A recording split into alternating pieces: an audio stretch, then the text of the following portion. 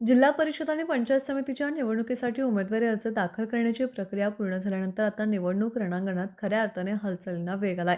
जिल्हा परिषदेसाठी 593 तर पंचायत समितीसाठी 1007 उमेदवारांनी अर्ज दाखल केल्याने अनेक गटांमध्ये बहुरंगी लढतीचे चित्र निर्माण झालंय.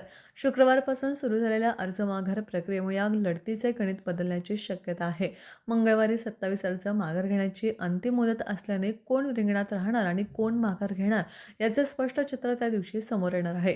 जिल्हा परिषद व पंचायत समितीच्या अनेक गटगणांमध्ये पक्षांतर्गत नाराजी, बंडखोरी आणि अपक्ष उमेदवारांची संख्या लक्षणीय आहे.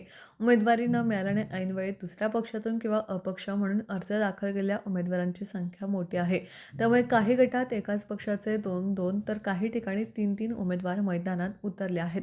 दरम्यान पक्ष नेतृत्वाकडून माघार घेण्यासाठी दबावतंत्र, समजूत काढण्याचे प्रयत्न आणि राजकीय हालचाली सुरू आहेत. महायुती आणि महाविकास आघाडी या दोन्ही आघाड्यांमध्ये माघार प्रक्रियेवर विशेष लक्ष केंद्रित झाले आहे.